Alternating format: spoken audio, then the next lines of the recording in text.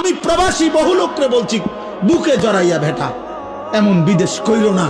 16 বছর তুমি বেটা কষ্ট করে বিদেশ করো, তোমার একটা একটা ঘাম একটা একটা টাকার মধ্যে, রিয়ালের মধ্যে বেটা তার ঘামে ভিজা, তার কষ্টে ভিজা, তার কলিজাটা পানি করে ফেলছে।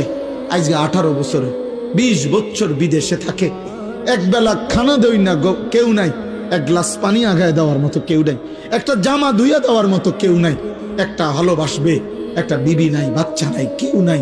বেচারা অসহায়ের মতো 12 ঘন্টা ডিউটি করে আইসা ফইরা থাকে রুমের মধ্যে, মন চাইলে দুগা খায়, মন চাইলে শুইয়া থাকে ক্লান্তিতে।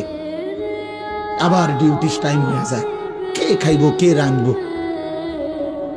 এত কিছুর বিনিময়ে তোমার স্ত্রী দেশে বাজারে বাজারে ঘুরে, গেরাম চুক্তি বেড়াইতে লগে কথা কয়, তোমার ছেলে নামাজ পড়ে না, তোমার মেয়ে অসৎ চরিত্রবান, চরিত্রহীন কোন লম্পটের সাথে হারাম প্রেম করছে, আর তুমি বই বিদেশ করতে আসো।